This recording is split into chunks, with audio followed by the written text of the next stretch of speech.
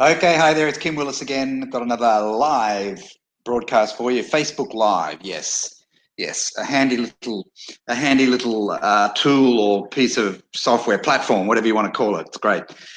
And by the way, I've been doing these lives now, but basically daily for almost 2 weeks, not quite 2 weeks. Certainly, I've noticed a boost to engagement, and I do want to a boost to engagement, a boost to reach. So I do want to share. I'm going to screen share, not today, not today or tonight my time, but I will do a screen share, and I'll show you what's been going on and on my Facebook page, my business page. So yeah, although I'm fairly new to the Facebook Live thing, I'm starting to feel a heck of a lot more comfortable about it now, and enjoying it. Yeah, I'm enjoying it. I'm enjoying it, no doubt about it. Now, today's topic is called how to 3 times your sales. How to 3 times your sales. A simple way to do it. Now, I've just finished finished writing and publishing a post, and it was about a movie, and it was a movie that Dustin Hoffman and a great actor long gone called Sir Laurence Olivier. Okay, and Sir Laurence Olivier played a war criminal, Nazi war criminal, who was being hunted by the war tribes. Not tribes. Been thinking of tribes all day long. The War Crimes Tribunal, etc. He was on the run, living in South America, but the issue was that his diamonds, worth millions of dollars, were placed in a deposit box in New York City by this guy who worked allegedly for the government. Now, it turns out that this guy who worked for the government had a younger brother, and the younger brother was played by Dustin Hoffman. Now, the older brother, the guy that placed these diamonds in this, security box on behalf of this Dr. Zell guy, he got killed, right? He got killed.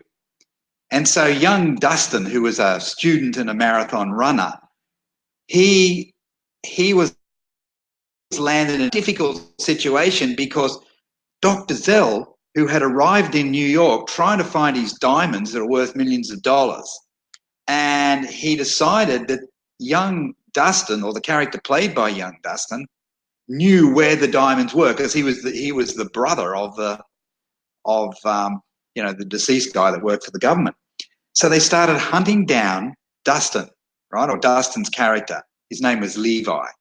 Okay, that was his last name, Thomas Levi. All right, and Dr. Zell's henchman found him and brought him to Dr. Levi. Brought him inside a house that included a dentist chair and some dental paraphernalia.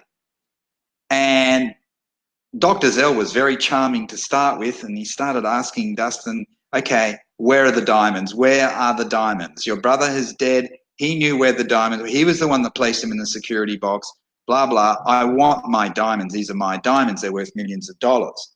Well, Dustin Hoffman, or Dustin's character, didn't have any idea where the diamonds were because he wasn't that close to his brother.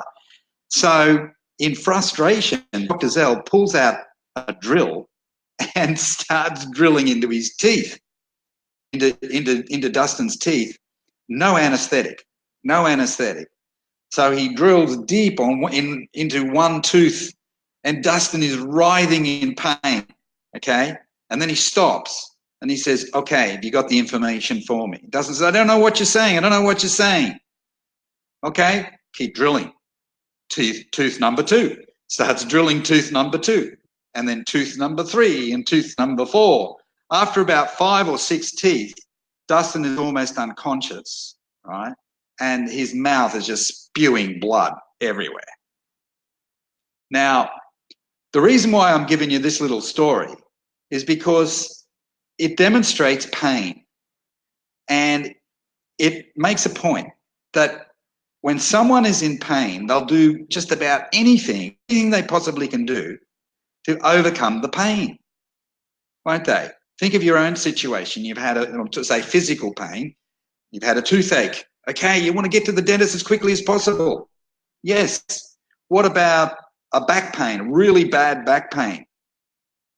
Same thing. You want to get to a therapist. You want to get to a massage person, or you want to go to a chiropractor or something like that, because you want relief from the pain.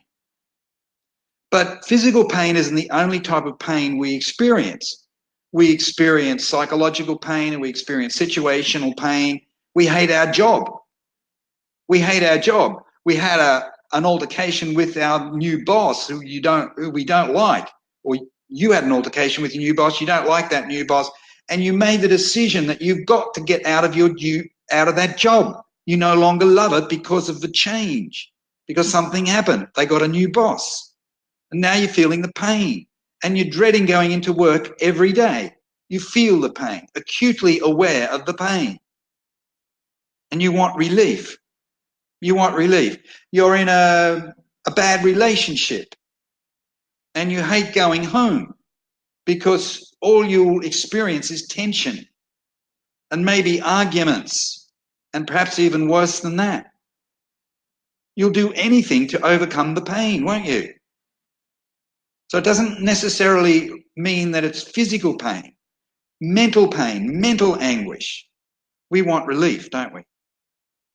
Now, what's this got to do with marketing? A lot. And if you read my post, I haven't actually got it published on the page yet. There's been a technical problem with Facebook today on the Facebook page, but I have got it published in my group, which you can join, by the way. Try Build a Community. It's a free group, and you'll see the post there. So I talk about the link between pain and good marketing outcomes. Now, I was mentored by a guy called Michael a long time ago in the offline world. And I think I was about 28 years of age, something like that, right? Now, this guy was a maniac for finding the pain and reminding people about their pain. And he taught me this little, and by the way, I'd been selling, it was life insurance. I was selling life insurance since I was 20. So I've been doing in the industry for 8 years, 7 or 8 years, something like that. And I'd done okay. And I had an earlier mentor that helped to take my sales up to a higher level, and that was fantastic. But Michael introduced me to the world of high-ticket marketing. And his whole thing revolved around the pain, finding the pain, reminding people about the pain, and then, of course, giving them a solution that they can be happy with, all right? It's not ethical to be putting people through this little pain experience and not giving them some relief. You've got to give people relief, okay? And so he taught me this little thing: relax, disturb, relieve, close. And he said to me, what is the most important of those 4 steps? And initially I said, oh, it's probably the close. Thinking like a traditional salesperson. Close, you got to close deals. You know, I didn't know much better than that. And he said, nah. He said, it's number 2, disturb. You've got to relax people first, no doubt about that. But once you relax them, you've got to disturb people. And you do it in all sorts of ways. You ask questions, etc. And then number 3, you give them the relief. He said, look, most people have got a good product or a good service to offer, so that's no big deal. Forget about that. He also said, if you do number 2, if you do that number 2 step well, you do it very well, there won't be much to do on the closing side of things. It won't be much at all, because they'll just about take your arm off for the solution, because you've reminded them of their pain.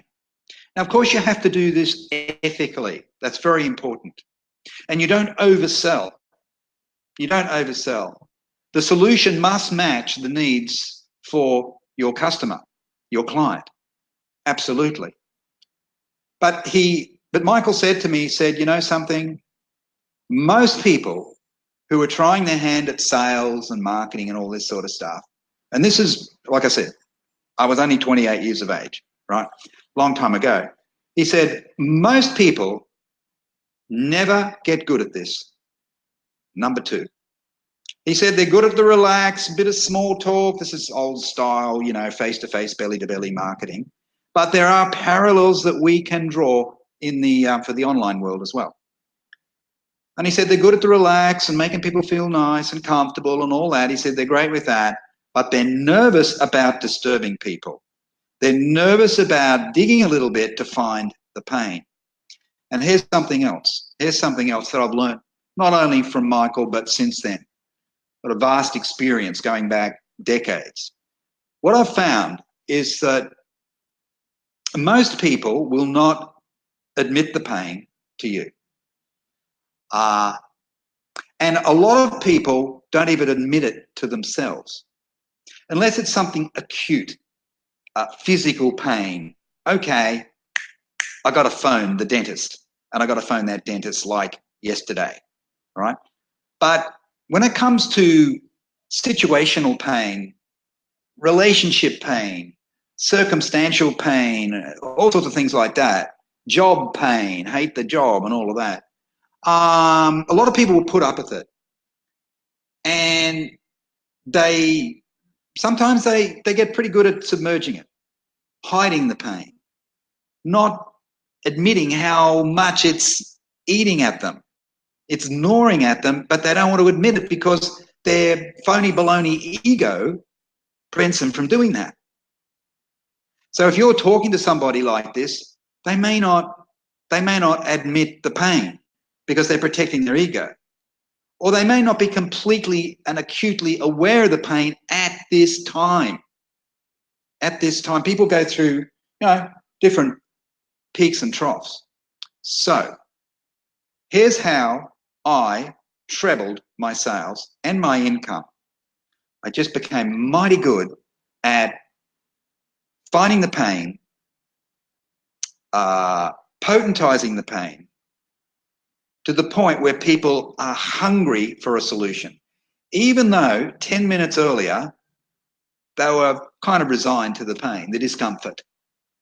They were resigned to the pain, okay? They put it off making a change. They put off making a change.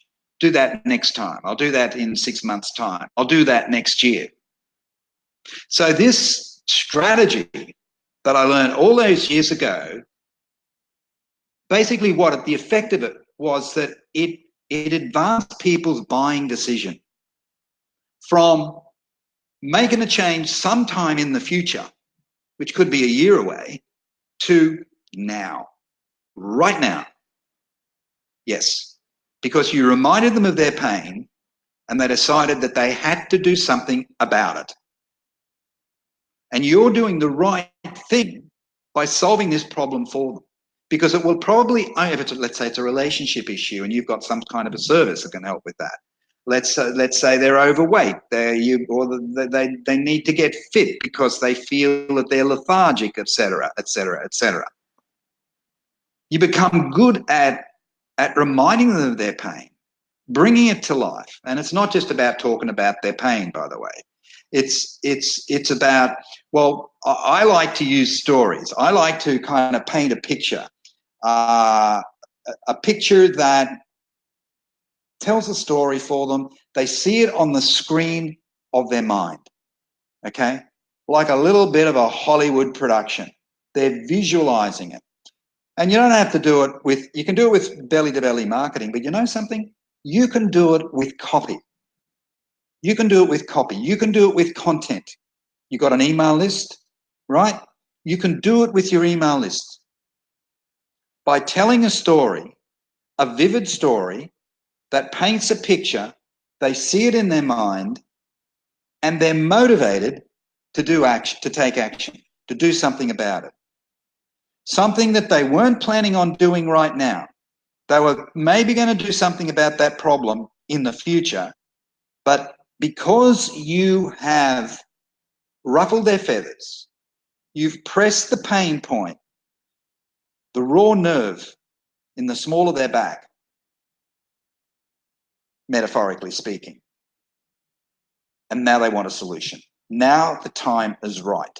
So you've advanced the solution, advanced the buying decision by months, perhaps even years. Now, if you don't do it now, chances are they will do some business to solve this problem at some point in the future when the pain is so agonizing, they just have to do it. They have to make a decision. But the problem is it won't be with you in all probability, because we don't know at what point in the future that problem will become so acute for them that they have to find a solution. We don't know when that will be. And you probably won't be around anymore. They will have forgotten about you. Okay? And so they'll go and find someone else to give them some relief. They will. Maybe that's a marketer, not making any money, a struggling marketer. You have some kind of a training product that you could offer struggling marketers. So you're chatting on Facebook to a struggling marketer, and they're not revealing everything. If you start asking a few key questions, maybe they'll start to reveal a bit more to you. You create a powerful piece of content, and if you get them onto your email list, you could send it there. Or you could do it on a Facebook Live. Or you could do it as a Facebook post, and you could tag that person that you were only talking to yesterday. You let the content do some of the heavy lifting for you. And the content will help to paint a picture in that person's mind. All you need to do is to get them to read it. Read the content and let it do its magic. Yeah. So that's it. That's the kind of thing that, you know, the people at the top of their game will do. That's what they'll do. They use those techniques. Struggling marketers, failing marketers, people who are not making sales or many sales, or they're making itty bitty little sales, they never use these techniques, either because they don't know about them, or two, they don't know how to implement them properly. They don't know how to do that because no one ever really taught them. Or there could be a third reason: they lack courage. They lack courage to become the leader that their audience is crying out for. Most people are looking at some point or other in their lives, they're looking for a leader. I call it the alpha leader. You've heard that term. In the animal world, we've got dogs, pack animals. There's always a leader, isn't there? Alpha leader. In the human world, it can be a male or a female. In the animal world, it's always a male. It's always a male. Okay? Lions, they're kind of like pack animals in a way. They have a pride, don't they? There's always a leader. There's always a leader in the pride. Okay? Same thing in the monkey world, etc. But chimpanzees, you name it. In the human world, it can be a male or a female. Isn't that fantastic? So I guess my question to you is, are you going to step up and become that alpha leader? And alpha leaders do the things that are sometimes a bit uncomfortable initially, but they do them anyway because they know they're the things that need to be done to get the result that they crave. So maybe you need to decide that if you haven't already done so. But if you're just kind of eking out an existence and you're not really kicking some big goals, take on board that technique. Bring out the pain, but you've got to do it very, very well. You can learn about it. You can learn it. There's all sorts of different ways you can learn about it. You can get some good insights by joining my group, Tribe Builder Community. We do talk about it reasonably regularly. In fact, we'll be talking about it over the next week or so. So you can join that group. You can make a comment below and I'll send you the link. You can do something like that and I'll make sure that you can get into that group. All right, so that's the Tribe Builder Community. That's it for now. Facebook Live, and have a good night. It's nighttime for me in Asia. I'm in Asia at the moment. It's warm outside. I'm going out. Actually, I've got to meet my son. He's invited me to this rum distillery at 9 o'clock tonight, and it's about half an hour away. So I normally don't like going to those sorts of things late, but I'm going to do it because it's my son, and he's with his girlfriend. So that's what I will do. So as soon as I finish up here, I'm getting dressed, I'm going. I'll have, I hope, a fun night, what's left of it. And wherever you are, you have a good day. Okay? Kim Willis, bye for now. Click off.